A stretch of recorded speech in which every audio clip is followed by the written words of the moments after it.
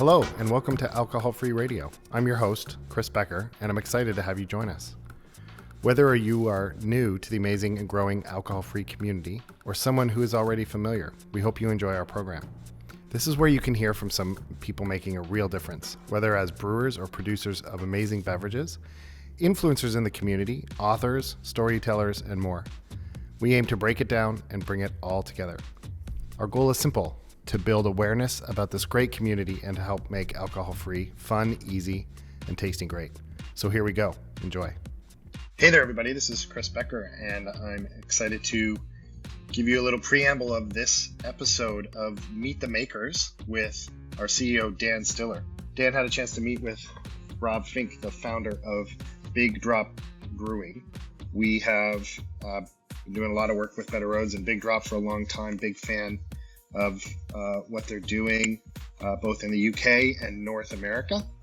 What I like about this conversation is they really get into what we're seeing is this theme of moving away from, the celebration, which is great, of the beer, alcohol-free beer having no alcohol, but really about the taste and the flavor and the experience. And Dan and Rob get into that. So without further ado, I'll give you the Meet the Makers, Dan Stiller and Rob Fink, Big Drop Brewing. Enjoy. Take care. Rob, love for you to introduce yourself. Hey, Daniel, how you doing? I am very well. How are you on this? It's Friday evening here over in the UK. It's Friday morning for me, Friday evening for you. You know what? It's been a hell of a week, and happy to be getting to the end of it, but also excited about next week. And it seems like you're ready for a weekend as well. I'm good for a weekend. I'm ready for my weekend. There'll be a little bit of work over the weekend, but that's the joy of being a founder. Working hard, always working, always thinking. But pleasure to be here. Thank you. Awesome. Okay, so with that, what's top of mind right now? What's the number one thing you're thinking about? God, good question. What is the number one thing that I am thinking about? The honest answer to that is investment. Is getting investment dollars behind this Big Drop brand to help us get space on shelf, to help us get consumers to try what I would always say is amazing Big Drop beer, and just to push it out generally. It is, as I have discovered over the last 6 years, not coming from a drinks background, it is incredibly hard to get any beer, whether it's alcoholic or non-alcoholic, on shelves, into people's shopping baskets, into their fridges, and then into their glasses. It's a lot harder than I thought it was going to be. Well, yeah, we always talk about liquid on lips, and I think in beer in particular, people have quite strong loyalty and don't shift between brands, let alone kind of among categories. So I can see that as a huge challenge. And, one of the things we're trying to do is make it easy for our customers to try Big Drop for the first time. We'll deliver it right to your door. And what we've found is those who try it keep coming back. And I think Big Drop, its branding's fantastic. Its product's fantastic. It's accessible. It's fun. It's something people are proud to bring into any environment. And Big Drop to me is one of those products, one of those occasions where you really shift that narrative from why aren't you drinking to, oh my God, what are you drinking? Oh, it's Big Drop. And it's a completely new conversation. Look, I'm really glad to hear you say all of those things. When we first started the company when we started thinking about it 6 or more years ago, we met with the guy who's our head brewer now, is in charge of developing all of our recipes and working with our contract brewing partners around the world. And we sat down with him and I said to him, right, Johnny, his name's Johnny, amazing guy. I said, what I want to do is I want to make just great tasting non-alcoholic beer. And he said to me, no, I don't want to do that. I want to make great tasting beer that happens to be non-alcoholic. And I was like, great, yes, bang. That's the right answer. Yeah, you're hired. And that was how we literally from day one, that was how we viewed it. Just make beer. We don't we're not sort of very. We do go reasonably big on the fact that it's non-alcoholic, but first and foremost, we want people to drink Big Drop because they enjoy drinking great tasting beer. I came into it because I was in my previous life I was a lawyer, and what a big part of my job was going out and doing business development, which is shorthand for saying long boozy lunches. So I'd often be out for lunch. Lunch was a very elastic concept, could span anything from 1 p.m. to 1 a.m. really. But then had my first kid back in 2014, and I knocked the booze on the head for 6 months or so. But it was this realization that there were no options, there was no choice around beer. There was a simple. I'm sure we won't name brands, but I know you've got brands in the US, we've got brands in the UK. Non-alcoholic beer existed, it just wasn't very good. And I just thought to myself, well, what if we could just make non-alcoholic beer that was good? Hey, wouldn't that be a crazy idea? And give people IPAs and pale ales and stouts and dark ales and all the rest of it. And that's always been the driving force and the mantra behind Big Drop, is that, as you say, you should be picking up a Big Drop and just enjoying a beer because it's a beer, not because it's a non-alcoholic beer. That's the starting point for us. Yeah, it's interesting, and I have parallels in my own life from I used to work in the automotive industry and worked in the electric vehicle side, and it was at one point when electric vehicles were first kind of introduced, and I remember this from senior management at Ford. It was like, it was almost like it was like putting you in the penalty box, and that was within the automotive industry, that's the design and that was the attitude towards it. And then someone from outside of the industry came along and said, well, let's just make a kick-ass car and it'll happen to be electric. And then you have Tesla. It was a completely different mindset, a different attitude, and really, and it's changed the way we look at electric vehicles. And I think we're seeing the same thing where, innovators like yourself are saying, let's just make a kick-ass beer. Oh, it's going to happen to be non-alcoholic. And and there's a whole massive conversation around this, because I think that there's always been issues around the use of the phrase non-alcoholic or alcohol-free, because if you're trying to talk to a consumer, so a good example, when I use, we do trade shows, so you go and stand in a trade show, customers walk past, consumers walk past. When we first started doing trade shows, we would go up to people and say, hey, would you like to try my award-winning non-alcoholic beer? No, I don't want to drink a non-alcoholic beer, thanks very much. And then we realized, well, that's not what you say. You just say, hey, would you like a beer? Yeah, I'd love a beer. Thanks very much. And then they drink it. And then you tell them it's not alcoholic. And they go, whoa, that's blowing my mind. In the same way, I imagine now, with cars. I don't drive an electric car, but I imagine if you get in some of the electric cars nowadays and you drive it, you're like, whoa, this is an amazing car. It doesn't matter whether it's electric or, running on petroleum. Absolutely. That's a nice to have. And everyone's like, oh, well, brilliant. It's electric. Great. But really what I want is a great car. And I think there's a parallel also with veganism, funnily enough. I think there's and forgive me, I don't know if they use the phrase in the US, but in the UK, on the menus now, it doesn't say this is a vegetarian this or a vegan this. It says it's plant-based. Everything's described as plant-based, which is like this massive positive message. Hey, this is a great tasting meal that you can eat. We're not telling you that it's meat-free, because then really you're thinking about the steak that you're not having. That's what you're really thinking about. You're thinking about the chicken dinner that you really want. But if it's plant-based, it's a positive thing. And I think we've gone quite big, quite early here, Daniel. But I think there's a huge, great big sort of language shift that we need to think about in terms of grown-up beverages. What do adults drink? It doesn't need to be alcoholic to be a grown-up beverage. And so how do we describe, beer is easy because it's just beer. And eventually, hopefully, my vision is in the fullness of time that the alcohol content of beer won't matter. It will be academic.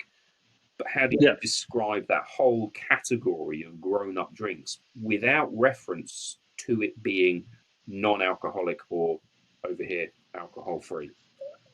So there's two things I'd love to talk about, that narrative and the importance of the narrative and how we've couched this whole industry in this negative narrative. I also want to talk about how you create your beer, because the way you use yeast in the amount of alcohol you create actually has a big impact on that. And it's not a less than process. It's not taking something out. Exactly. So, but let's first kind of address that narrative. And I think plant-based, and that's such a great observation. They've done a good job with that, as opposed to focus on what's not there. But there's some interesting, another interesting parallel is how, at one point, if you were vegan or vegetarian, that was a choice. It was religious or cultural or ethical reasons, and it was either or. You were either a vegetarian or you weren't. But now we see that on the spectrum, right? Like I will have plant-based Mondays, or I'll, and I've mentioned this before, but I've done this, is I've had a Beyond Meat burger, but it was a little dry, so I put bacon on it. To me, it's not an either or thing. It's on a spectrum, and that's when you get greater adoption. And I think we're seeing the same thing. Before, what's interesting, before, if you drank non-alcoholic, it's because you had to. If anything, you were considered sick in a sense. You had to drink non-alcoholic. Now it's you want to drink non-alcoholic, and because of that choice, we've seen greater products, greater entry, and that's how you approached it, right? Is I want a great tasting beer, I just don't want it to have alcohol in it. That's absolutely right. Yeah, it's about moderation, not being abstemious. That for us has always been the point. We often talk about we talk more about empowerment than abstinence. We're not about abstinence. That's a great and we see that with our customer base, that 80% also buy alcohol, which is fine. We did some surveys of our consumers, our loyal and lovely fan base. When was it? Probably pre-COVID. I think we were sending out some messages, and it was about the same. About 80% of the people who buy Big Drop from our shop in the UK were saying, we drink alcohol. This is just ticking a box for another occasion in the week that previously we couldn't tick. Yeah, absolutely. I drink alcohol, just not all the time. But I still like a quality. I still want a quality product. I still want to enjoy my downtime. I still want to enjoy the occasion, which beer is a great occasion. The other thing is that whole narrative piece, and again, plant-based is such a great observation there. We have couched this even in the terms we use, non-alcoholic, mocktails. It's always been couched in these kind of less than terminologies, which is difficult to overcome. And I know from our perspective, we tried to use alternative terminology, but in a digital environment, if they don't search that terminology, you don't benefit. You have to be. It's changing the narrative is a very slow process. And I think I've found. I agree, and it's a journey. And if you think about it, it's a journey that's been started very recently. These, as I said before, these drinks did exist previously. Non-alcoholic beer has generally always existed. It's just never been very good. And then probably 5 or 6 years ago, we started to see all this innovation that's led to the place where we are now. And you're right. I do think that somebody who is going to be far more intelligent than I is going to come up with a way of describing those grown-up drinks for grown-up occasions, which are not target. No one that's, God forbid, ever suggesting you would target any of this stuff for kids. This is grown-up beverages for grown-up occasions. How do you describe those? And I think that it's essential that and when I say the industry, I mean the drinks industry as a whole, not just the alcohol industry. The drinks industry wrestles that to the ground and comes up with a way of talking about these beverages without reference to alcohol. So the alcohol is taken out of the equation as a descriptor. People will always want to know what's in the drinks that they consume. That's fine, of course. I don't know what the answer is, and if I did, then maybe I'd have made more money than I have, which to be honest with you, is exactly none. It's been great practice. It's I think this idea that alcohol just becomes another ingredient on the deck is to me is fascinating. And I think the way that you approached brewing Big Drop allows you to do that, and as opposed to de-alcoholizing something. And if I'd love for you to maybe talk a little bit more to our technically minded audience on how you actually create your product. How do you create this? And then in the terminology I know it's slightly different in the UK, but basically non-alcohol, anything that contains alcohol has to be classified as non-alcoholic. For the US market, alcohol-free is it never had alcohol involved in the process at all. Yeah. So 2 bits. Yeah. So great question. The first bit of that, again, referring back to Johnny, when I sat down with Johnny, our head brewer, and I said, "This is what I want to do," and he said, "Look, this is how I think we can do it." To be honest with you, the fact that we don't remove alcohol from our beer. So sorry, take it back a step. I'm getting ahead of myself. There's 2 ways of making an alcohol-free beer. Number one is you brew a beer that has alcohol in it, and then you remove the alcohol, and then you can do that through a variety of very complicated processes, all of which cost quite a lot of money. And if you are starting out on a business venture, as I was back in the day, and you don't have any money, you can't afford the bits of equipment that you need to remove that alcohol. So that wasn't really an option.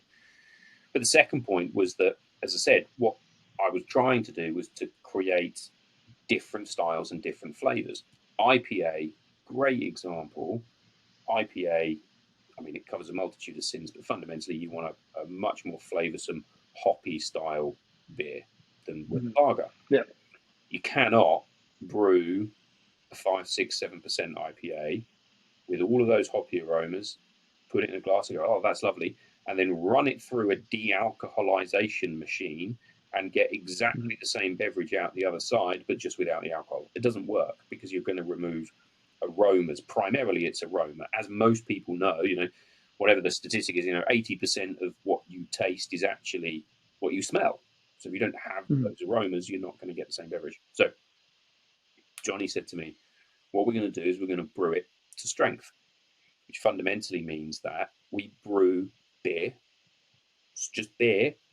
It's just that the ABV, the alcohol by volume, is 0.5% instead of 2.5% or 7% or 6% or 1.5%. Our beer is 0.5% alcohol by volume. And fundamentally, the way that we do that is we use a yeast, which is the secret sauce, so nobody ever gets to find that out. But we use a yeast that is not very good at converting sugar to alcohol, because normally what you do is you have a big stainless steel bucket full of very warm malted barley with lots and lots of sugars in. You put some yeast in, and the yeast eats the sugar and it poops out alcohol. That's fundamentally how you make beer. All the sugar turns to alcohol. And what we do is we use a yeast that, whilst it does convert some of that sugar to alcohol, it only converts a very, very small amount. So, as I always like to say, and I repeat again and again, and it goes back to this whole point about, how you describe something. Is it free from? Is it less than? Is it alcohol free? Is it non-this? We just make beer. It just happens to have 0.5%.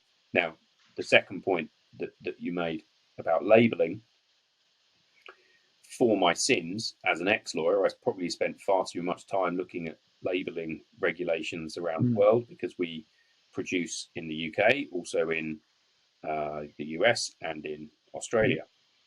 All of the regulations in those countries, as you would expect, are different.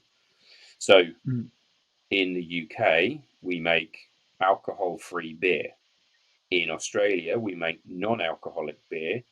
In the US, we make non-alcoholic malted beverages. So you can't say beer. Can't say beer. Not allowed to say beer in the US. And you can't call it lager or ale, stout or porter. So all of the products that we produce in the US and the other brands that produce in the US that will be sold on your site, you can't call it pale ale. It will just be called pale. And it's a malted beverage rather than a beer. But I think you can use the term IPA as an acronym, but you can't. But I guess the A has to stand for something else. It's ridiculous. It is insane. It is insane because it's beer. But then it's And then you get into the murky waters of prohibition and tax and three-tier distribution and all of these weird and wonderful things in the US that inform those labeling decisions. But to be fair, it doesn't really seem to have. I don't know what your view is on this. I'd be interested in it, whether or not that inability to describe it as beer has prejudiced brands' ability to grow the sector. So, I don't believe it has. And I think the reason is, and we had a discussion about this earlier, is those who are choosing a particularly craft brewed, non-alcoholic beer, I'm going to use the term beer. Let's call it beer. Have already chosen to step out of the norm. They've already kind of self-actualized in the sense they're saying, I'm willing to pave a new path and I want a great product. So I don't think it inhibits the craft brewers as much as it will some of the larger brewers who enter kind of as an also ran. What's so interesting is this space has so much disruptive potential to challenge some of these prohibition era laws and regulations. And that's kind of about the bigger picture from a distribution perspective, from a sales perspective. But yeah, I think we will continue to challenge and disrupt and earn the right to be called a beer because it is brewed exactly like a beer.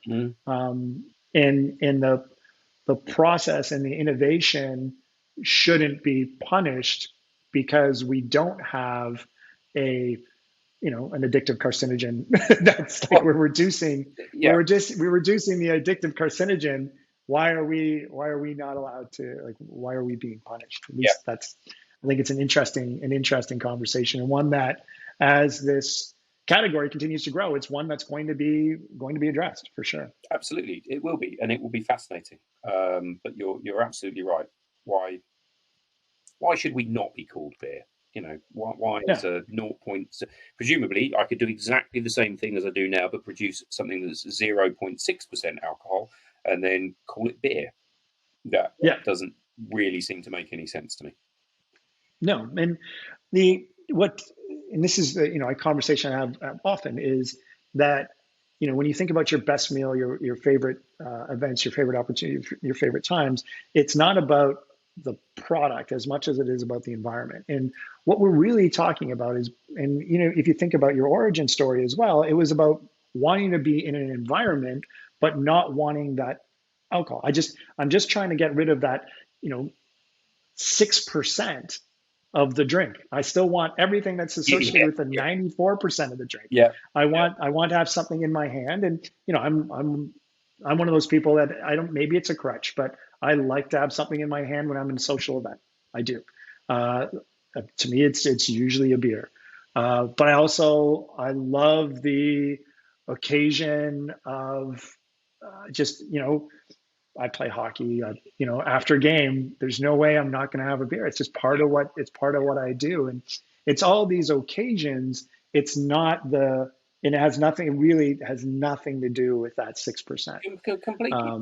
That's it. And I always say and I have said this since the very beginning, sort of 5 or 6 years ago. The vision is that 3 people go into a pub, and somebody says, "I'll have a glass of Malbec."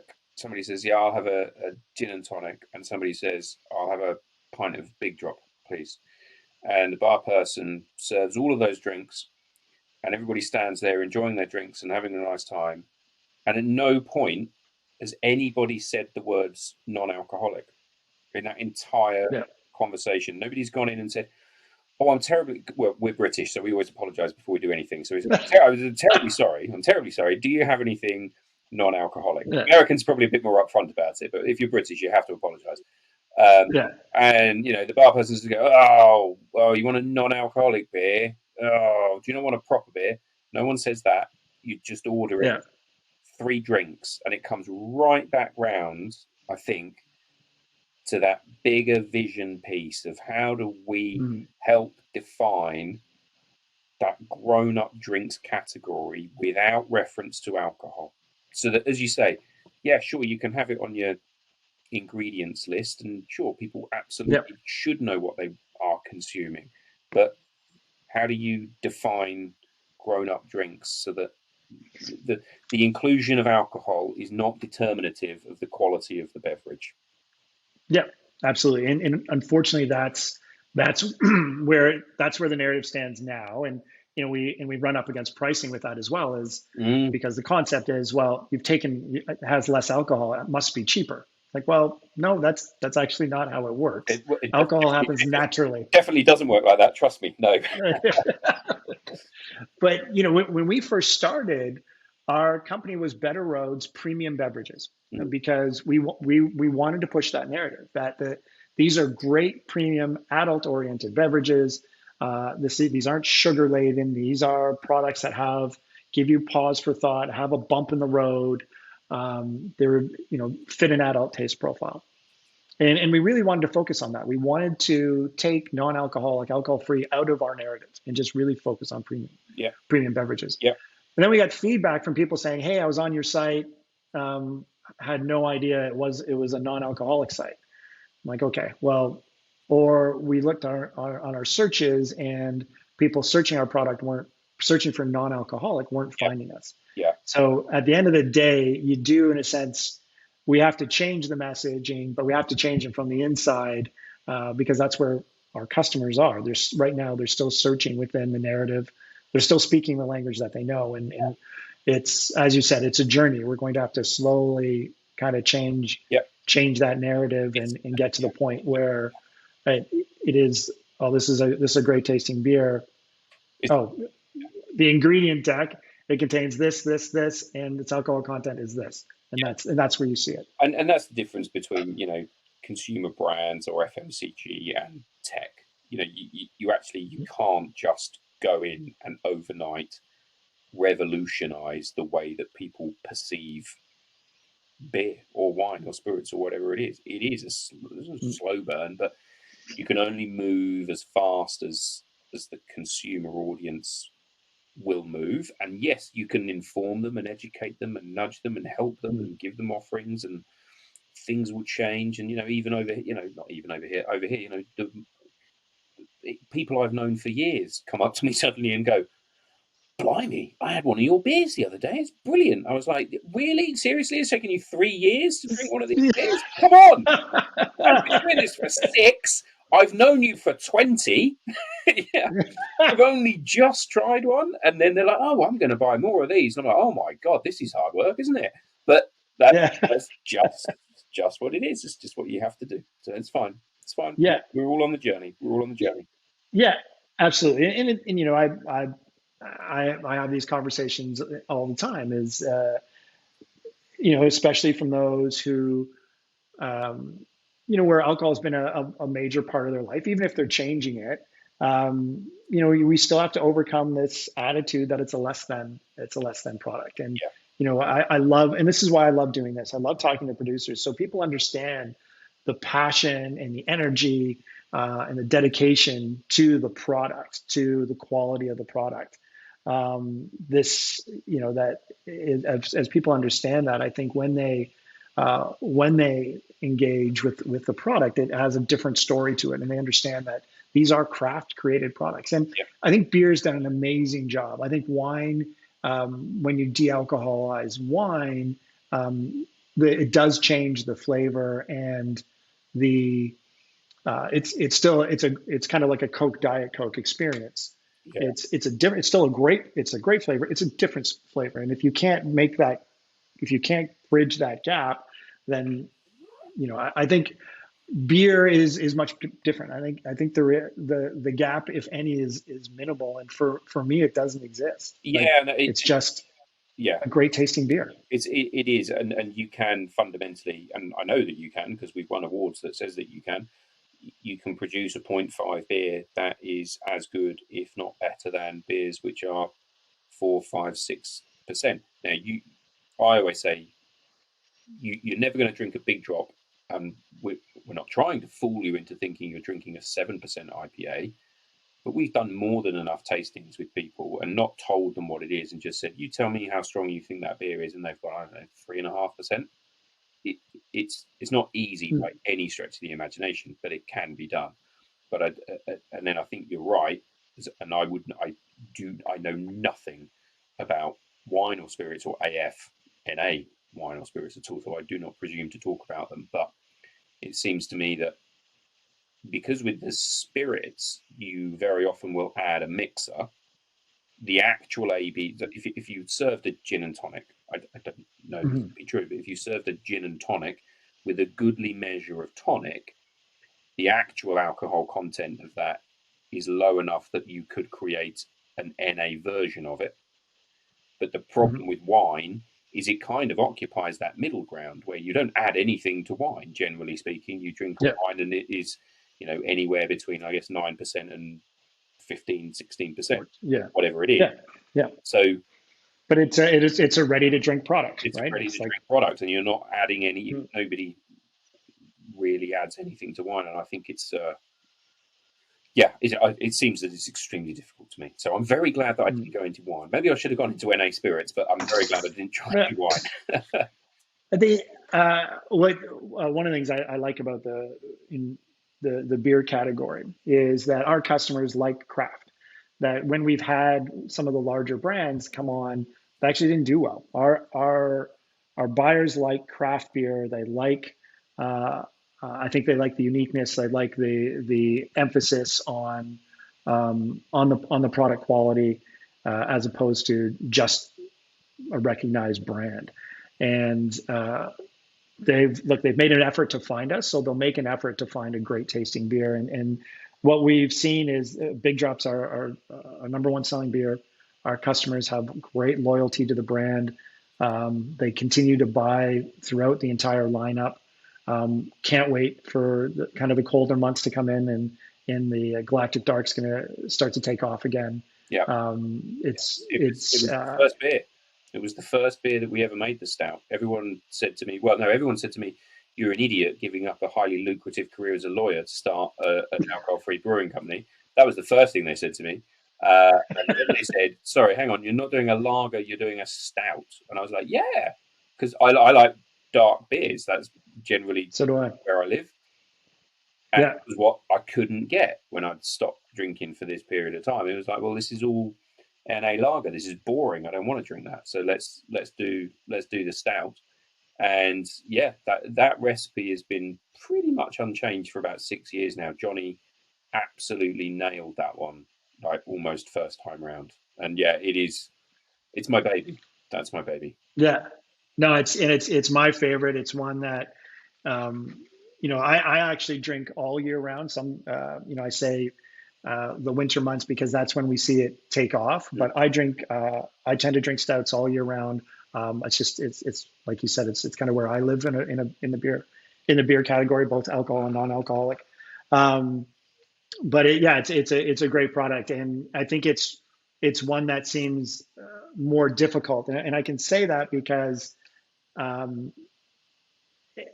there aren't many products that have come close to what you guys have delivered. So highly encourage if everyone out there to definitely give it a try. It's a great tasting product. I think the beer, and Rob, I'd love your thoughts on it. We tend to chill everything to the extreme here. I think the beer does better when it's not so cold. Don't chill the stout. Yeah. No, it's like a couple of degrees less than room is fine for the stout. Other stuff that we do, absolutely chill it down. But I wouldn't. And again, alcoholic or otherwise, I wouldn't. A funny story. So the Galactic Stout has won numerous beer awards, including against full strength beers. So we almost we didn't make our name off the back of it, but in 2017 we entered it into the World Beer Awards. But they didn't have a non-alcoholic. They didn't even have a non-alcoholic category. Didn't exist. Now there's about 7, but in 2017 did. So we just put it into the flavoured stout category because it's got cocoa nibs in. So it technically qualified as a flavoured stout. And it won gold. So it beat all of these, 7% stouts. So it was when it was me and James, my co-founder and Johnny and Derek, the dog, on a bit of string with the company, you know, and whatever. We were shouting about this. And then we'd go to the trade shows and people would come up and they'd go, oh, I want to try this non-alcoholic stout that won all the awards. This is what I want to try. This is what I've heard about. And they'd try it. And they'd be like, oh, no. Oh, no, I don't like that. I don't like that at all. And I'd say, okay, do you like stout? They go, no, I can't stand stout. Yeah. Okay, right. You kind of missed the boat. What do you drink? Oh, I drink lager. Okay, fine. Here's my lager. Try that. Oh, that's lovely. Yeah, I like that. What do you drink? I drink IPA. Yeah. Oh, there's the IPA. Oh, yeah, I love that. That's great. And people, again, it's like, no, drink. It's the point of Big Drop, the whole point of Big Drop. And we've not quite got there in the US with as many different styles of beer as we have in the UK, because we're still just sort of kind of dipping our toe in the water a little bit, you know. But the whole point is that we can hopefully provide you with the style of beer that you like to drink. So you like stouts. Congratulations. There's the Galactic. You want IPAs. There's the Paradiso. We've had sour beers. We've had brown ales. You know, all of these different styles of beer. Big Drop is about choice. You know, it's allowing people to have that beer, whatever they want, whenever they want it, and enjoy it. You know. And if you don't like stout, don't buy Galactic. It's fine. It's not a problem. Yeah, exactly. If you like dark beers, totally buy it. Yeah. Totally buy it. You know, that's such a great message to our customers as well. Is that, and like if you're watching this podcast, you're already predisposed to trying these beverages. But you know, if you think about hosting Thanksgiving coming up, it doesn't make sense not to have great options for 25% of your customers, which are guests, 25% of your guests, which are going to be choosing not to drink. And then what we found, and we've seen data out of the UK support this as well, is if you actually give them good options, that number is well above 30%. Yeah. Because it's no one really, it's not like, oh, I need the alcohol. Otherwise, people would be just drinking, you know, vodka straight just to get the alcohol. No, this is absolutely, that's exactly what I've always said. If you just want alcohol, options are available. You know, there are. Yeah. I used to. I don't really drink whiskey anymore at all. Actually, in fact, I haven't had a whiskey probably for a couple of years. But I went through a stage of having a whiskey library and blah blah blah, and I had bourbons and ryes that were like, you know, 70%, 80% proof. If you want that is available.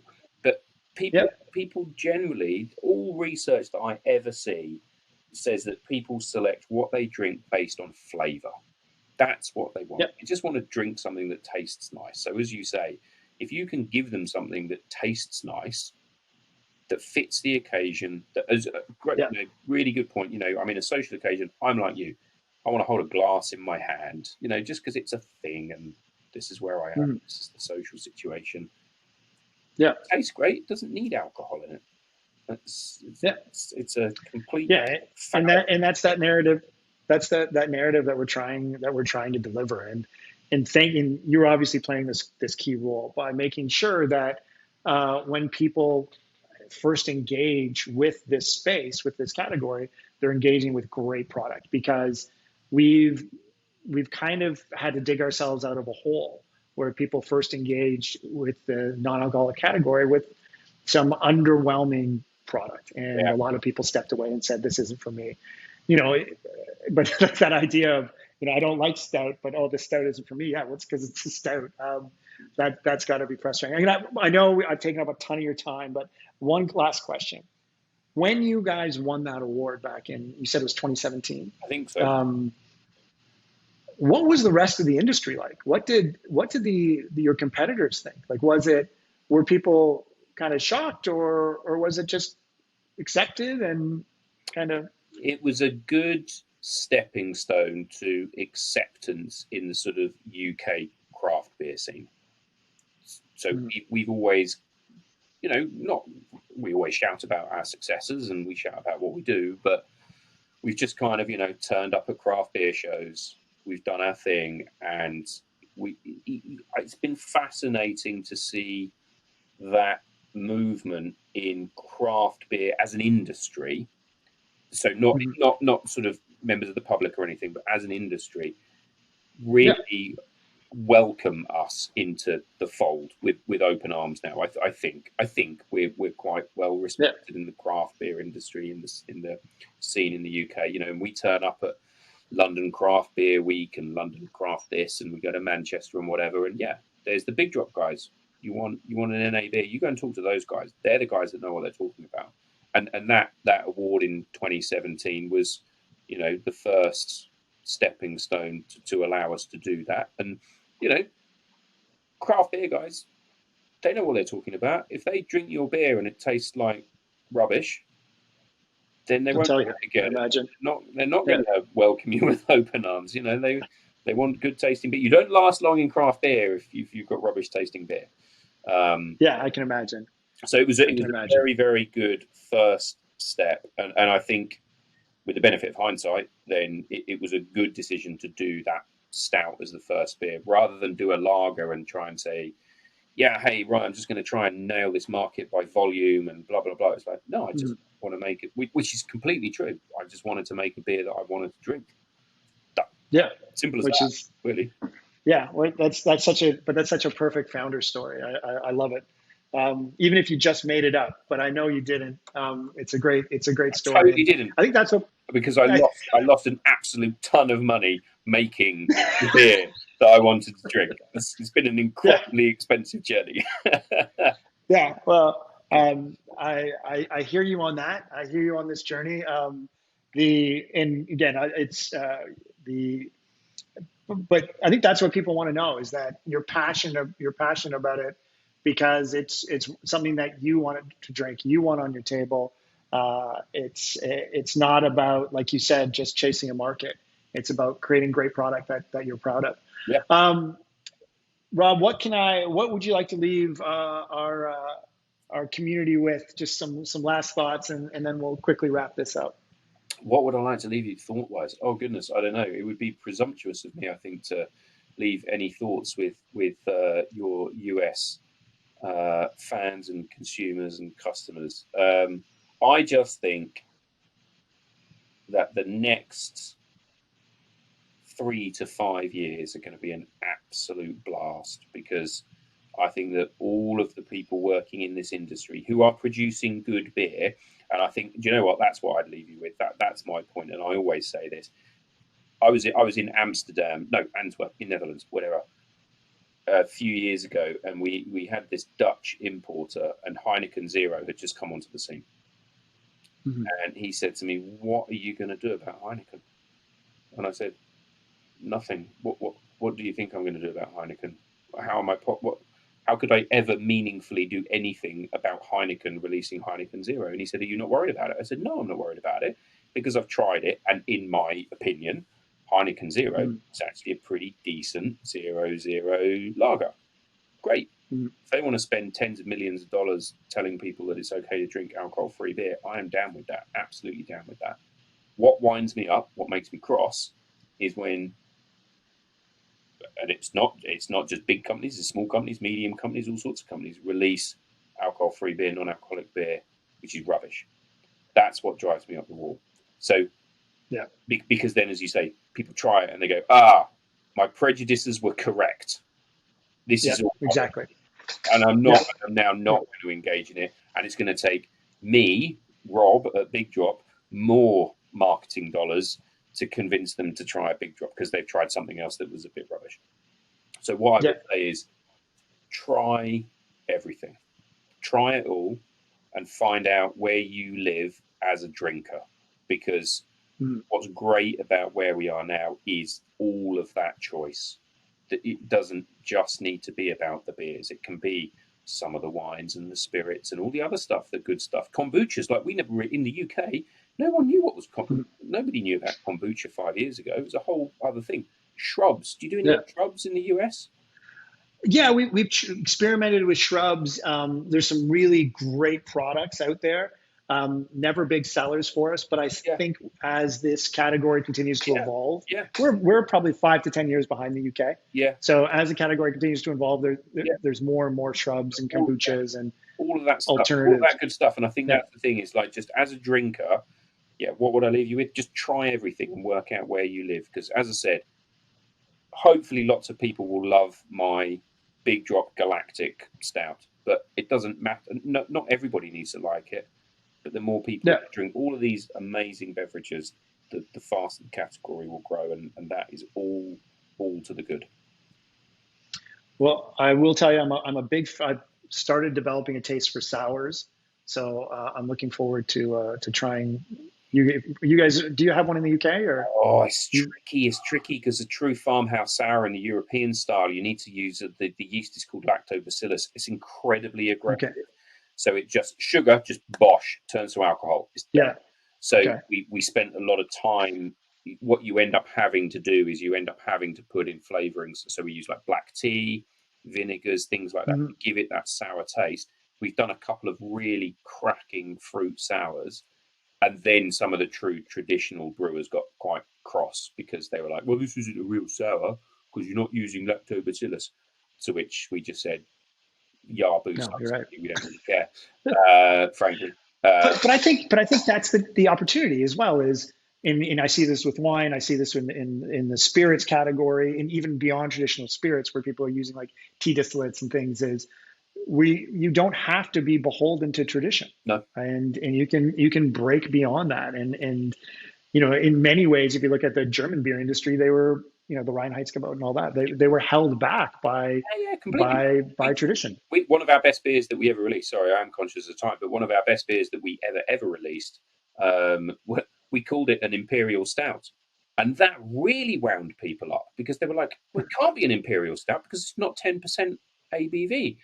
And being the ex-lawyer that I am, I was just saying, if you can point me to the piece of legislation that says that I can't call this an Imperial Stout, then I will very happily change the labelling.